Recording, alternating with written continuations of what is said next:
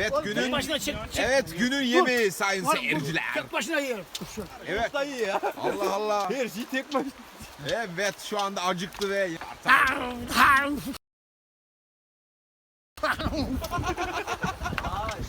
aman tanrım. Bir şey diyeceğim. Yeni modayı biliyor musun? Ne abi yeni moda? Spagetti yiyorlar ya, herkes böyle şey yapmaya başladı artık, yeni moda. Mümkün challenge. O zaman al. Aç. Hadi iyi bir fotoğraf çekinelim. Hadi. Yam yam sevdiğim. Beyazımız oturalım. Hepimiz oturalım abi o zaman. Otur Fırat. Herkes otursun abi. yukarıdan. Bazıları oturalım. Tamam.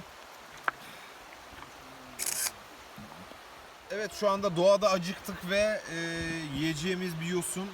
Şu anda Fırat arkadaşımız yosunu yiyecek.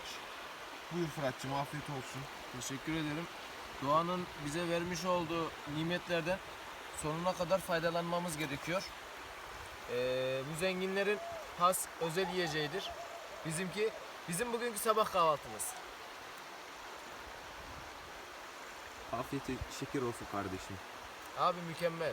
Anlatılmaz. Bunu aslında baharatla yapmak lazım ama doğa şartlarında artık baharat ya da farklı malzemeler bulamıyoruz. Bunlarla yetiniyoruz. Ama gerçekten lezzetli, tavsiye ediyorum. Toprağa falan da sürebiliriz değil mi ara sıra?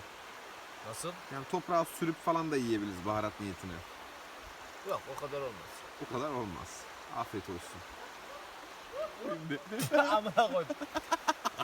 Evet bugün pazar. Fırat ne hissediyorsun?